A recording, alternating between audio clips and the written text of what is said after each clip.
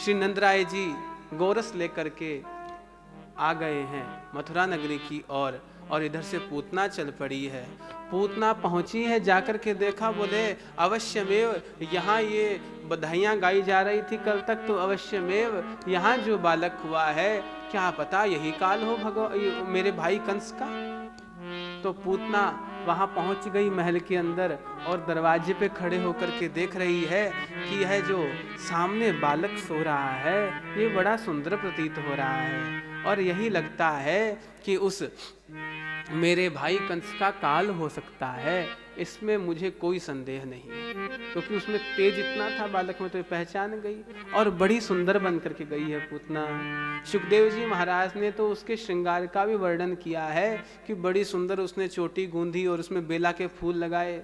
जब वो चलती थी तो बेला के फूल जो है वो चोटी से झड़ झड़ करके चुटिया से और नीचे गिरते थे और पायलिया की बड़ी मधुर झंकार होती थी और वो जब चलती थी तो उसके कमरबंद का जो घुंघरू था वो भी बजता था साथ साथ में। ये सब सुखदेव जी ने यहाँ लिखा है। क्यों लिखा है? क्या सुखदेव जी के पास इतना समय था कि परीक्षित को पूतना के श्रृंगार के बारे में बताया? किंतु फिर भी बताया। क्यों? क्योंकि पूतना भगवान को प्राप्त करने के लिए जा रही थी और एक भगवान की भक्तिन थी वैसे देखा जाए तो। आज अपने प्रियतम से मिलने के लिए तैयार होकर के और निकली है कि आज मेरा मिलन जो है उस प्रियतम से होगा, उस गोविंद से होगा, उन ठाकुर से होगा। और इधर नंदराय जी आ गए कहां पर? कंस के पास में, मथुरा में। कंस ने नंदराय जी को बधाई दी, बोले हमने सुना है आपके यहाँ इस अवस्था में बालक हुआ है। बोले महाराज सब आप राजाओं की कृपा है, आपका आशीर्वाद है, सब भगवान का आशीर्वाद है, ब्राह्मणों का आशीर्वाद है। गोरस का जो कर था वो समर्पित किया। विचार किया कि वसुदेव जी के साथ में बहुत अन्याय हुआ है। बिना किसी मतलब के उनके जो 7-8 पुत्र थे, उनके 8 पुत्रों की जो है वह बलि दे दी गई। और इस विचार से ये सांत्वना व्यक्त करने के लिए श्री वसुदेव जी के पास गए। दोनों भाई तो वही कल बताया था ना, ये पर्जन्य और वो देवमीड़ के बेटे, ये पर्जन्य के बेटे, तो दोनों भाई थे पर्जन्य और देवमीड़। पहुंच गए वहां पे मिलने के लिए और मिले, जाकर के सांत्वना व्यक्त की। तो उन्होंने कहा कि भैया जो हो गया वो तो हो गया, किंतु आपको अब गोकुल की ओर जाना चाहिए और जाकर के अपने नगर को, अपने ग्राम को संभालना चाहिए, क्योंकि मुझे कुछ अनहोनी होने की आशंका व्यक्त हो रही है। और वसुदेव जी सत्य संकल्प है, ये कभी झूठ नहीं बोलते। तो जब इन्होंने ऐसे कहा तो उसने नंदराय जी ने विश्वास कर लिया। बोले अगर ये कह रहे हैं तो कोई ना कोई बात है, कोई विज्ञ, कोई बड़ा व्यक्ति कहे बोले आज ये काम मत करो, आज फलानी जगह मत जाओ, तो नहीं जाना चाहिए। कोई अनुभूति हो जाती है मन के अंदर और वो अनुभूति जो है वो सत्य भी हो जाती है। इसलिए यदि कोई कहे कि कभी आज ये काम मत करो, आज फलानी जगह मत जाओ, कल जाना, तो इसका कोई अभिप्राय हो सकता है कि वो भगवान कोई संकेत करना चाह रहे हो, तो उसकी बात को स्वीकार करना चाहिए। यदि कोई विज्ञ व्यक्ति ऐसी कोई बात कहे तो। श्री वसुदेव जी ने जब यह आशंका व्यक्त की तो नंदराय जी तुरंत प्रभाव से वहां से प्रस्थान करने लगे। और उधर जो पूतना थी वो बालक को जैसे ही उसने अकेला देखा तो वो बालक के पास पहुंच गई महाराज, और जाकर के उस बालक को देखा और जैसे ही अपने स्तन को उसने बाहर निकाला, उस बालक को उठाने का प्रयास किया तो भगवान श्री कृष्णचंद्र ने अपने नेत्रों को बंद कर लिया महाराज, नेत्रों को बंद कर लिया। नेत्रों को बंद भगवान ने क्यों कर लिया? तो संतों ने इसके ऊपर बहुत भाव व्यक्त किए हैं। एक भाव तो यही था कि भगवान विचार कर रहे थे कि मैं इस ब्रजमंडल के अंदर जन्म लेकर के आया था, यह सोच करके कि यहाँ पर बहुत सारी गैयाएं हैं और मैं उन गैयाओं का मीठा दूध और शुद्ध मक्खन उन सब का भक्षण मैं करूँगा। किंतु यहाँ पर तो जन्म लेते ही यह राक्षसी कालकूट नाम का विष लगा करके ले आई। भला मैं इस कालकूट विष को कैसे पी सकता हूँ?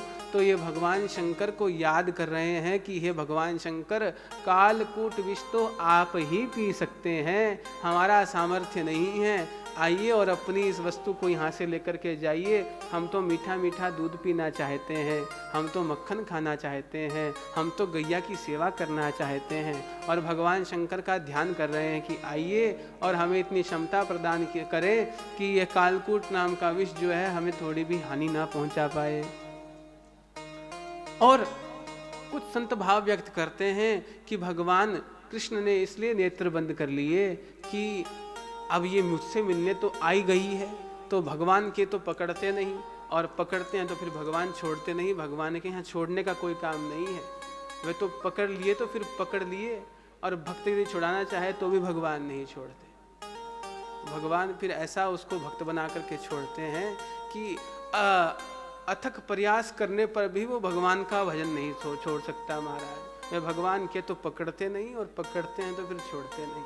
तो भगवान विचार कर रहे हैं कि आज जब ये आई गई तो फिर इसके प्रारब्ध को तो देख लूं कि आज से पहले इसने कितने कितने पाप कर्म किए हैं और ये क्या क्या योनियों को भोग आई है, इसके सभी पापों का शमन आज मैं कर देना चाहता हूँ। तो भगवान ने अपने नेत्र बंद कर लिए। ऐसा विचार करके भगवान देखिए परम दयालु है।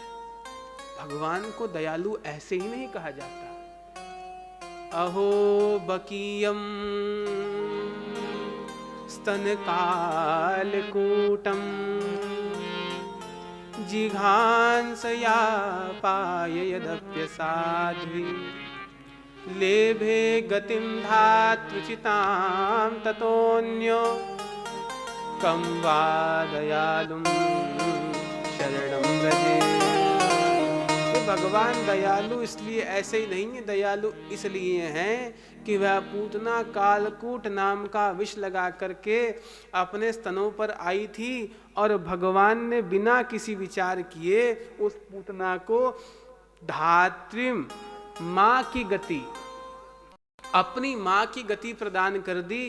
क्योंकि दूध हर किसी का नहीं पिया जाता, अपनी माँ का ही पिया जाता है, और वह भगवान अपनी माँ की गति उस पूतना को प्रदान कर रहे हैं जो कालकूट नाम का विष अपने स्तनों पर लगा करके लाई थी, और उन भगवान को मारने की चेष्टा से इच्छा से आई थी। किंतु फिर भी उन भगवान ने, परम दयालु भगवान ने, क्योंकि वह स्तनों का पान करवाने आई थी, तो कालकूट विष लगा होने के बाद में भी उन भगवान ने उसे अपनी माँ की गति प्रदान कर दी।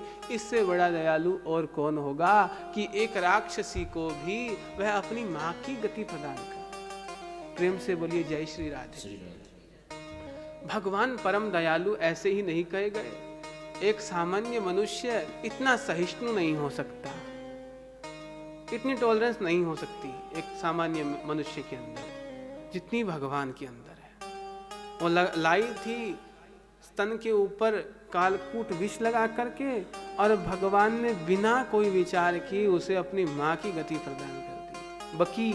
बक की बहन, बकासुर की बहन है तो इसे बकी कहा गया। अहो बकीयम, ये आश्चर्य की बात है कि बक की बहन जो थी, बकासुर की बहन, भगवान को कालकूट विष पिलाने के लिए आई थी, किंतु भगवान ने उसे, उन परम दयालु भगवान ने उसे अपनी माँ की गति प्रदान कर दी। सामान्य मनुष्य ऐसा लेश मात्र भी नहीं कर सकता, हमें तो नहीं लगता। कोई कर देवे तो कोई बिरला कर देवे, बाकी बड़ा कठिन काम है। भगवान ने उसके स्तन को पकड़ लिया, और पकड़ करके भगवान ने ऐसा उसका दुग्ध पिया कि वो दौड़ करके और जंगल की ओर चली गई, अपने मूल स्वरूप में आ गई, और देखते ही देखते बड़ी विशाल दैत्य राक्षसी हो गई, दैत्या हो गई महाराज, बड़ी विशाल राक्षसी हो गई, बहुत बड़ी हो गई। और भगवान ने जब उसके दूध को पिया तो दूध को क्या पिया, भगवान तो उसके प्राणों को ही पी गए। बोलिए भक्तवत्सल भगवान की। और सब गोप ग्वाल जो है भगवान के पीछे पीछे दौड़ करके आए कि हमारा गोविंद कहाँ चला गया, हमारा गोविंद कहाँ चला गया। जब जाकर के देखा बाल कृष्ण लाल को, तो वह कृष्ण जो है वह जंगल के अंदर वो पूतना पड़ी हुई थी, उसकी छाती के ऊपर बड़े प्रेम से भगवान खेल रहे थे। बोलिए भक्तवत्सल भगवान की। भगवान वहाँ खेल रहे थे तो सबने भगवान को वहाँ से उठाया। बोले अब इस राक्षसी का क्या करें, तो बहुत बड़ी थी, तो कुल्हाड़ी से उसके अंगों को काटा गया महाराज, और काट करके उसकी अलग अलग चिताएं बनाई गई और बना करके उसका दाह संस्कार किया गया। पूतना कौन थी? भगवान गए थे वामन बन करके, छोटा रूप धारण कर करके बलि को ठगने के लिए, बलि से भिक्षा लेने के लिए महाराज। तो ये बलि की जो बेटी थी उसका नाम था रत्नमाला, और रत्नमाला दूर खड़े होकर के देख रही थी भगवान को, तो भगवान पर मोहित हो गई। बोले आहा कितना सुंदर बालक है, कितना प्यारा बालक है, ऐसे बालक को तो गोद में बैठा करके दूध का पान करवाना चाहिए। जब भगवान वह ऐसा विचार कर रही थी, और फिर जब भगवान ने अपना स्वरूप दिखाया दूसरा, तो कहा ओ हो ये कैसा बालक है, इसे दुग्ध नहीं, ये तो मायावी बालक है, तो इसे तो जहर पिला करके मार डालना चाहिए। ऐसा इसने विचार किया। तो वे भगवान किसी की इच्छा मन में नहीं रहने देते, वे भगवान के तो पकड़ते नहीं, और पकड़ते हैं तो फिर छोड़ते नहीं। भगवान ने कहा इसकी सारी इच्छा पूरी करो, क्योंकि भगवान तो बलि के पास बंध गए थे उसके वचन के अंदर। तो भगवान ने कृपा करी, और यह जो राक्षसी थी, जो पूर्व जन्म में रत्नमाला थी, इस रत्नमाला को भगवान ने जो है वो इसकी इच्छा को भगवान ने पूरा किया, और इसे जो है वह भगवान ने अपनी माँ की गति प्रदान की। बोलिए भक्तवत्सल भगवान की जय। श्री भगवान को घर लाया गया। नंदराय जी जब आए लौट करके वसुदेव जी के कहने के ऊपर, तो मार्ग में जंगल के अंदर देखा तो वृक्ष जो है वो एक दूसरे से सट करके नीचे गिर गए हैं महाराज। तो कहा अवश्य में यहाँ तो कोई आंधी आई है बड़ी भयंकर, और यहाँ तो फिर कोई ना कोई अन्य कोई यहाँ पर ऐसा कोई काम हुआ है जो नहीं होना चाहिए था, जिसकी आशंका श्री वसुदेव जी को थी। तो ऐसा होना तो नहीं चाहिए था, किंतु ऐसा हुआ क्यों? ऐसा विचार कर रहे हैं श्री भगवान, ऐसा विचार कर रहे हैं श्री नंदराय जी महाराज। और जब जंगल में प्रवेश किया महाराज, तो फिर वहाँ पर क्या हुआ है, वहाँ पर इन्हें खुशबू आई, गंध आई, एक चंदन की महक आई। क्यों? कोई चिता जलाई थी पूतना की ना, तो जब वो गंध वहाँ पर निकली तो कैसी गंध थी वो उस चिता की? चंदन के सदृश गंध थी तो राक्षसी, किंतु फिर भी चंदन की गंध आ रही थी। क्यों? क्योंकि वे भगवान इसके सारे पापों को पी चुके थे। वे भगवान श्री कृष्ण इसके सारे पापों को पी चुके थे, और जब भगवान कृपा करते हैं, जब वे पापों को पी जाते हैं, तो पीछे देखिए 3 गुण होते हैं, सतोगुण, रजोगुण, तमोगुण। और जब रज और तम घट जाएंगे तो सतोगुण की अभिवृद्धि हो जाएगी, और सतोगुण की अभिवृद्धि होगी तो ये तो स्वाभाविकतया है कि गंध ही आएगी, उसके इतर और क्या आएगा। जब कुछ बचा ही नहीं अंदर, भगवान ने ही जब स्तन पी लिए हैं उसके, भगवान ने जब सब पापी खींच लिए, तो फिर चंदन की ही गंध आएगी, उसके इतर और क्या आएगा। बोलिए भक्तवत्सल भगवान की। पहुँचे तो माँ ने जो है ब्राह्मणों को बुलाया, और ब्राह्मणों को बुला करके माँ ने श्री भगवान को जो है वह गोरज जो होती है, गाय होती है ना, गाय के खुर की मिट्टी, उसके द्वारा भगवान को स्नान करवाया, और स्नान करवा करके गौमूत्र इत्यादि के द्वारा भगवान को शुद्ध स्नान करवा करके ब्राह्मणों को बुलवाया, और ब्राह्मणों के द्वारा सुंदर मंत्रों का पाठ करवाया गया है मैया के द्वारा। ओम स्वस्ति न इंद्रो वृद्धसर्वाः, स्वस्ति नः पूषा विश्ववेदाः, स्वस्ति नष्टारिक्षौ अरिष्टनेमिः, स्वस्ति नो बृहस्पतिर्दधातु। ऐसे सुंदर वेदों के मंत्रों का पाठ माँ ने जो है आज अपने बालक के निमित्त ब्राह्मणों से करवाया है।